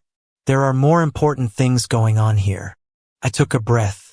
For example, Deuce has the most important game of his life tomorrow. If his team wins, they'll advance to the championship final next week. We don't need to wake him up because we're fighting. Can we give him a chance to be the center of attention without ruining his moment by making this about us? She nodded slowly. You're a good father, Ethan. That's why, Natalie, you can't have it all, I interrupted. And that's always been one of your problems, even from the beginning. I agreed to this because I loved you too much. But from the beginning, it was you involved with Derek, and I was just there caring about you. Her eyes narrowed when I said that. But now, I continued, now you come in here and tell me we don't agree on what you want to do, but you want to tell me where I can sleep? You can't have it all, Natalie. Well, I don't know what's been going on with you lately, she said defensively. You've been acting strange all day, but when you come to your senses. Natalie, you've treated me terribly all week, I protested. But this morning I found out why. And so you understand then, she said, as if that settled it. I think maybe we need a few days apart to process this, I said. Ethan, I don't want a few hours without you, she said, tears forming in her eyes. But I'll do whatever you want. And she left the kitchen. Good night, Ethan, she said through her tears. The next morning, I woke up early and prepared breakfast for Deuce so he'd be ready for his game. I wasn't hungry, and strangely enough, Natalie wasn't up either. I couldn't believe she wasn't coming to the game, but perhaps she had plans to meet Derek, which was more important than her child's happiness. Or maybe it was just that Derek got all the fun and I got all the responsibility, as usual. We arrived at the baseball field quite early, about an hour before the game started. I nodded greetings to a few other parents and sat in the bleachers to watch the warm-ups. Just before the game started, I realized why Natalie wasn't there. Or at least, that's what I thought. It was Sunday, and Natalie always loved the 11 o'clock Massachusetts. The game started right at that time. I waved to Amanda when I saw her in the stands. She told me the day before that a colleague of hers had a child who played on another team. We'd beaten that team yesterday, so their season was over. I couldn't think of a reason for her to be here now. I also noticed she was sitting alone. I didn't invite her to sit next to me because I wanted to be alone with my thoughts. She seemed to talk a lot on her phone. I tried to concentrate on the game, but I couldn't. My thoughts kept going back to Natalie. I couldn't believe I'd been so naive. By the fourth inning, it was clear the game would be tough. The lead changed hands several times. By the end of the fourth inning, we had a one-run lead that I knew wouldn't hold. I looked at Deuce and whistled loudly as he caught the ball and tagged out the runner at second base. Then returned to his position like a pro that I barely noticed someone sitting down on the bench next to me. "Which one is my kid?" he asked. I thought he'd said, "Which one is your kid?" "Shortstop," I answered without thinking. "Number 18. "Oh, he's good," the man said. "Reminds me of myself at his age." Of course, I played football, not baseball. I turned around and saw Derek Chandler's smiling face. I felt anger like I'd never known in my life. I told myself I had to hold back, at least until after the game. As we watched, Derek applauded and whistled along with everyone else. "Hey, why does he have your last name?" he asked casually. I ignored him. "Why does everyone call him Deuce when his number is 18? He continued. "Deuce is a nickname," I replied curtly. "Instead of calling him Junior, we call him Deuce." "Wait," he said, and I could hear the anger building in his voice. "You named my kid after yourself? That's messed up, man." Deuce's team ended up winning in the last inning. They were able to score 3 runs in the top of the inning to take a 2-run lead and held it with solid defensive play. "See you later," Derek said as he stood up. "I'm going to meet my child." I jumped off the bleachers, taking the stairs 2 at a time. When Derek left the stands, I stood in front of him, blocking his path. "Derek, stay away from him," I said firmly. He smiled, looking at me with amusement. Derek wasn't much taller than me, but he was broader. "Why can't I see my own child?" he asked. "Because he's not your child," I said. "You gave up all rights to see him, spend time with him, or do anything else with him when you left town as soon as Natalie told you she was pregnant. I had more important things to do in life than be tied down to some small-town girl," he said dismissively. "But now I'm back, and I'm going to be a part of my son's life." We were getting louder and louder, so much so that many people started watching us. Derek tried to push past me, and I lost control that I hit him in the face as hard as I could. The first blow made him stagger. The second blow knocked him down, and I followed him to the ground, continuing to strike him even after he stopped trying to defend himself. I felt hands trying to pull me away from Derek, and then everything went black that I woke up Sunday morning with the same queasy feeling in my stomach that I'd had for the past week or so. I reached for Ethan, then remembered he'd slept in the guest room last night. I still didn't understand why he was acting so strangely. We'd been together all these years, and this was the first time we'd had any real disagreement. And it was already too late to change what I'd done. It was irreversible. When I looked at the clock after my shower, I noticed time had passed much faster than I'd thought. It was already too late to do what I'd planned. I'd wanted to show up at Deuce's game, to sit next to Ethan in the stands. I love my son. The only thing that compares to that love is what I feel for his father. But baseball is so boring to me. It makes no sense. I mostly went to games to spend more time with my husband. I loved sitting there holding his hand, seeing him stand up and whistle when Deuce did something impressive.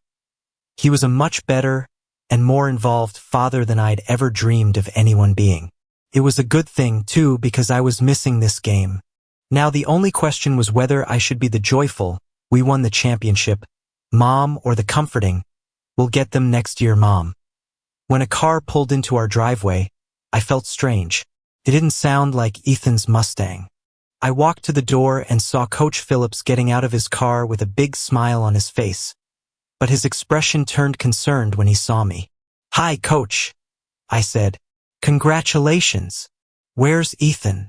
"He had to go with the sheriff," Coach Phillips said, his smile fading. "I brought Deuce home." Deuce ran past me into the house, holding his trophy high and grinning. "When Dad gets back, we're going to McDonald's," he called excitedly, then ran upstairs to his room. "Coach, where is Ethan?" I asked, my heart starting to race. "Natalie, Ethan is in jail," Coach Phillips said quietly. "He beat Derek Chandler pretty badly. Luckily, it happened after the game and all the kids were on the field waiting for their trophies. They had to use a stun gun on him, Natalie. I've never seen Ethan or anyone else that angry in my life. It was frightening. It was as if he was fighting for his life." He paused. "Nobody here really likes Derek Chandler. He's always been trouble, always has been. He's gotten involved with several women who work around town and then disappears back to New York. I haven't seen him in many years," I said, my mind reeling. "God, my son is 8 years old, so it's been almost 9 years since I last saw him." "Well, you really need to hear this, Natalie," Coach Phillips continued. "Derek has been bragging about how successful he is in New York for years. He claims to be married to a supermodel, says he lives in a mansion, drives a Ferrari. None of those things are true. Not a word of it. Derek is just a salesman, and not even a very good one. He lives in a 4th-floor walk-up apartment and doesn't even own a car. And when he does make a few sales, all his money goes to lawyers trying to handle divorces." "Divorces?" I asked, confused. "Derek never married, but he's had affairs with a lot of married women and been caught. He's been named in their divorce proceedings. Some husbands have sued him for alienation of affection or for actions that led to the dissolution of their marriages. He has nothing, Natalie. He's broke." I almost laughed when he said that. That's what Derek deserved. "But wait, Natalie, here's the best part," he said with a slight smile. "A couple of years ago, one of these husbands beat Derek nearly to death. From what I've heard, he can't have any more children. You know how it is. We always want most what we can't have." "Thanks for the information, Coach," I said, my mind spinning. "I need to go to the sheriff's office now and pick up Ethan." "Yeah," he said. "See you at the championship game next week, Natalie." I was shaking all over as I thought about what this meant. Coach Phillips didn't know the truth. No one in town knew that Deuce wasn't Ethan's biological child. No wonder Ethan had gotten into a fight with Derek. It was reckless, but maybe that's why he'd been so angry with me. He was afraid Derek would ruin my reputation and possibly our family. He was right, it was all my fault. I'd brought all of this on us. But if I had to be completely honest about the situation, I was glad it had happened. I was glad I'd been with Derek that night, although I couldn't remember why I'd done it. All I remembered was that when Derek was near me, I just wanted to be with him. The night itself had been terrible and brief. Derek must have had some sort of strange effect on people. I knew several other women who'd told similar stories. For many years, I hadn't thought about Derek at all. The only man I loved was my husband. Now I needed to find someone to watch Deuce so I could get Ethan out of jail. I called Victoria, Ethan's sister, and asked her to babysit. She arrived before I'd even finished getting dressed. It only took me 10 minutes to drive to the sheriff's office, and less than a minute after I walked in, 3 deputies stood in front of me. The woman who'd been there before I arrived looked at us angrily and said, "Do you 3 need to help her? I've been sitting here for an hour." But they ignored her. "How can we help you, ma'am?" asked one deputy. "My name is Natalie," I began. "I'm here to—" "Oh, we already know who you are, Mrs. Bradshaw," the same deputy said with a slight smile. "Okay, I came to find out what I need to do to get my husband out of here. He was brought in for fighting. It was more like a beating," the second deputy interjected. "I'd say it was more like taking out the trash," added the third. All he did was clean up some garbage. I don't even think he should have been arrested, the first one said. Give me a minute. I'll find out what you need to do to post bail for him, the first deputy said, then walked toward the back. The short, stocky woman just glared at me angrily.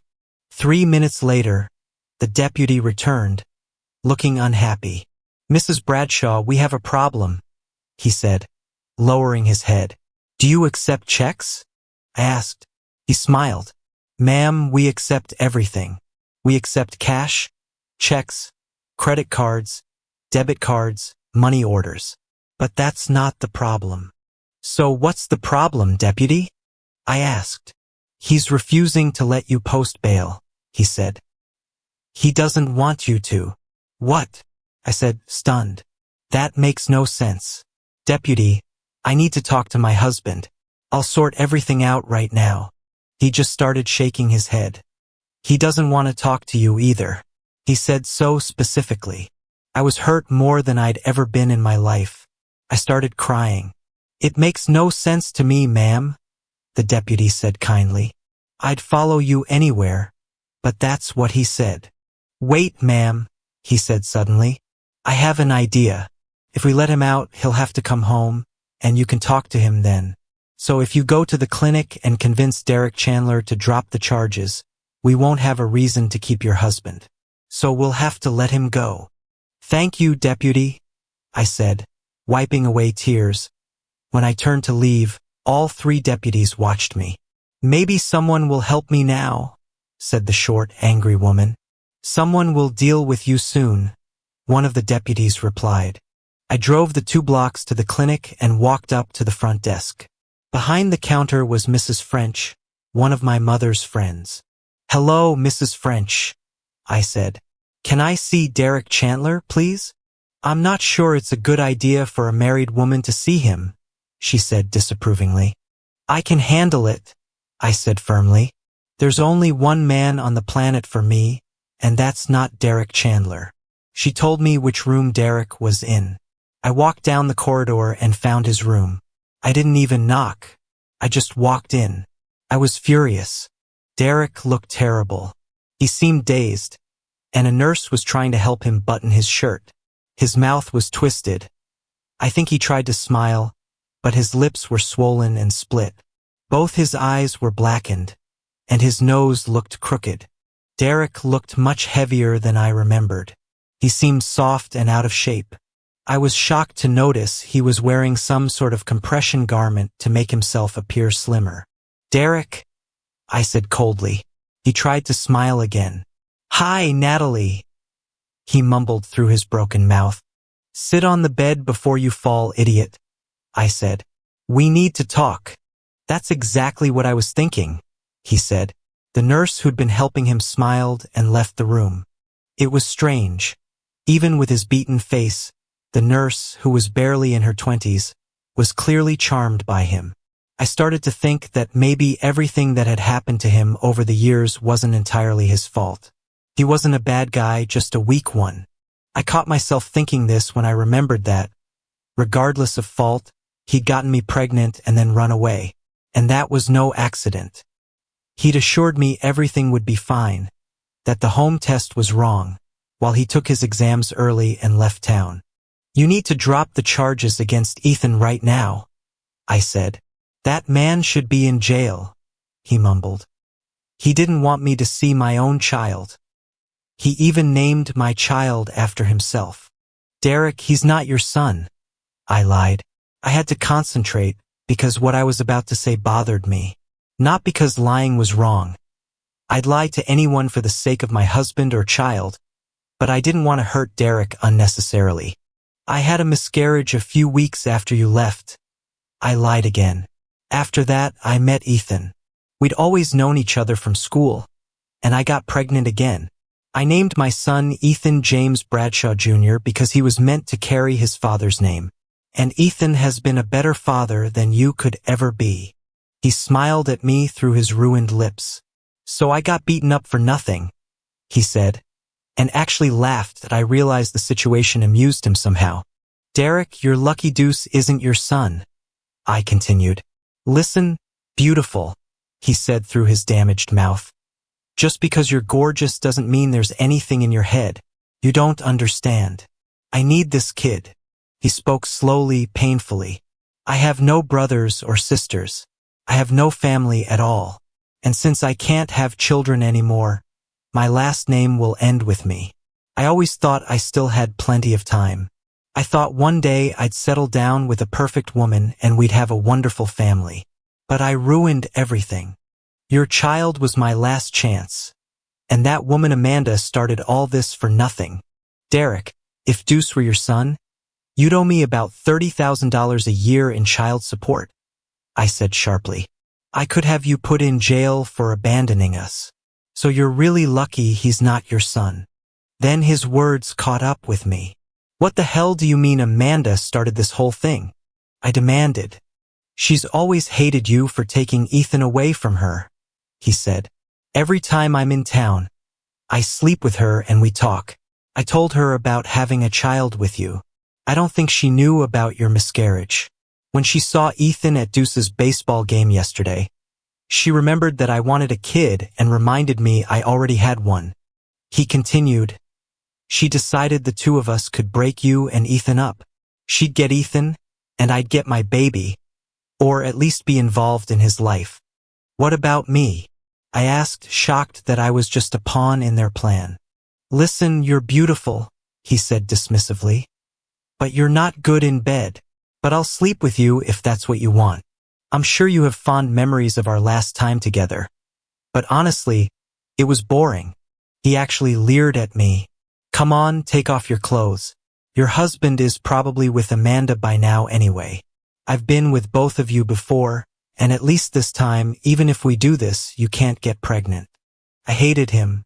What was I even thinking, considering being intimate with him? I'm a married woman, and I love my husband more than anything in the world. If I did what Derek suggested, I'd lose Ethan, and I wouldn't lose Ethan for Derek Chandler or anyone else. Whatever pheromone effect he'd had on me years ago was completely gone now. The only thing that had stopped me from considering it was what he'd just said about Ethan. My head was spinning. But suddenly everything became clear, and I was furious. What do you mean when you say Ethan is with Amanda? I said, my voice dangerously quiet. Just before you arrived, Amanda called me and told me the game had started, he said. She got him out of jail and took him back to her place. I was angrier than I'd ever been in my life. Where does she live? I demanded. I think he saw something in my eyes because he told me without hesitation. You need to call the sheriff's office and drop the charges now, I said.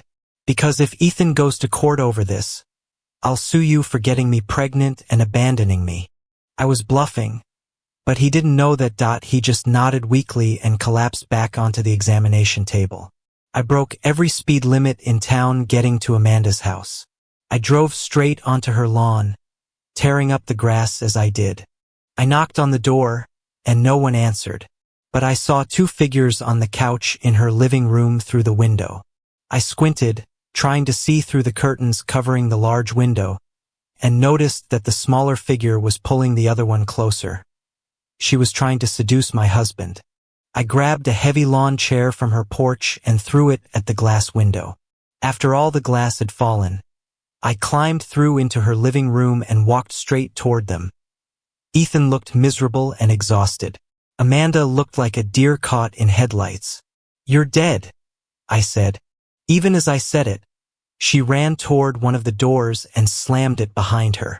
Get out of my house, she screamed through the door. I'll call the sheriff. Okay, I'm leaving, I shouted back. Please don't call the sheriff. I stepped back from the door as if I were really leaving. She opened it slightly to look around, and as soon as she came out, I grabbed her by the hair and threw her to the floor. I started hitting her, pulling her hair, yelling at her, scratching her face. She pulled away from me and crawled into the corner. Now you're going to jail, she hissed. We'll be there together, I hissed back. And I'll do this again. I just talked to Derek, and he told me it was your plan to keep us apart from the very beginning. It started long before yesterday. Natalie, Ethan said, his voice full of confusion and pain. It started when I heard your two friends whispering while I was working in the yard yesterday morning. Is that why you're so angry with me, sweetheart? I asked, turning to him. He nodded, and a large tear rolled down his cheek. What were they whispering about that made you so upset? I asked gently. I really thought you'd be happy. I was just working up the courage to tell you myself. Natalie, are you serious? He said, his voice breaking. Why would I be happy when I heard that you'd been with Derek? I just laughed. He looked at me like I was insane. I walked up to him and tried to hug him, but he pulled away. I tilted my head and smiled at him despite everything. Ethan, stop being ridiculous, I said softly. You're my whole world, you fool. I haven't even thought about Derek since the first time I was with you. Since you found me crying at that bus stop. No other man has even touched me, let alone been intimate with me. I'm all yours, you idiot. I heard your two friends talking, he insisted. Keeping his distance, I took out my phone and called Jessica and Lauren. I gave them Amanda's address. The sheriff drove up in his vehicle a few minutes later. I guess someone had called them because I'd broken the window. Looks like someone reported a disturbance, he said. He knocked on the broken door frame and looked at Amanda's bleeding face. Ethan, please tell me you didn't hit a woman this time, he said with a sigh. It was an accident, Sheriff, Amanda said quickly, touching her face. When the window broke, I got several cuts. Nothing happened here. The sheriff drove away, shaking his head. The three of us just sat there looking at each other. I smiled at Ethan. Why are you smiling? He asked, bewildered. You'll be kissing me in about 5 minutes, I said with a grin. Why would I do that? He asked. For 3 reasons, I said. First, because you'll feel silly when I prove to you that no one said I'd been with Derek, because I didn't. You'll feel guilty for doubting me, so you'll want to make it up to me. The second reason is that when you find out what they were really talking about, I think you'll actually be really happy, like I told you, and you'll want to kiss me. And the third reason, he asked. I have a very nice backside, I said playfully, and you happen to like kissing it. Okay, we get it, Amanda muttered from the corner. Just then, my friends rang the doorbell. Jessica knocked while Lauren simply walked in through the broken window. Hi, Lauren, I said, smiling. Talk to my husband. Tell him the truth about whatever he wants to know. Hi, Ethan, Lauren said warmly. What do you want to know? I want to hear about how she was with Derek Chandler, Ethan said, his voice flat. We never talked about that, Lauren said, looking genuinely confused. I'm her best friend, along with Jessica. I know all her secrets, including from 9 years ago before you two got together. She never mentioned anything like that. I don't think they've even seen each other since you two started dating. We did mention that Derek Chandler was back in town, Jessica said, but we didn't talk about him beyond that. We immediately changed the subject because Natalie was complaining about how you'd left hair in the sink after shaving. I don't understand why Natalie stays with you, Lauren teased. You can be such a slob sometimes. She stays because she loves him, Jessica said, smiling at me. And also because he's probably the best. It's probably because he's the best night she's ever had. Even though it's been almost 9 years. Lauren interrupted with a laugh. Understanding suddenly dawned on Ethan's face. Oh God, he said, covering his face with his hands. You were talking about me? Of course we were talking about you, idiot, I said. Who else would we be talking about? But they said she loves him and best night she's ever had. Ethan protested. We were talking about you and Natalie, Jessica explained patiently. We were saying how much Natalie loves you and how she always talks about your relationship. Well, what were you actually talking about? Ethan asked, still looking confused.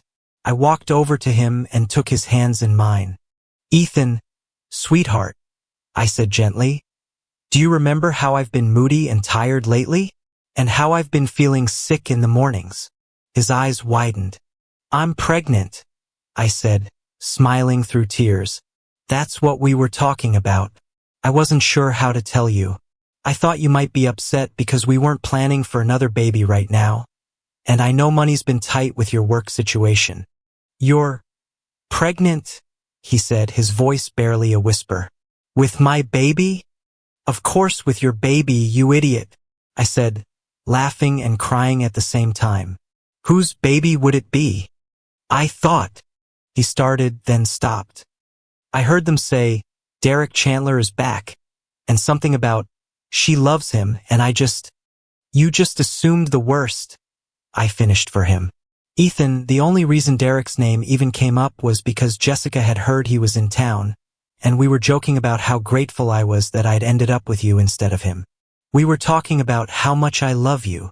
Ethan pulled me into his arms and held me so tightly I could barely breathe. I'm so sorry, he whispered into my hair. I'm such an idiot.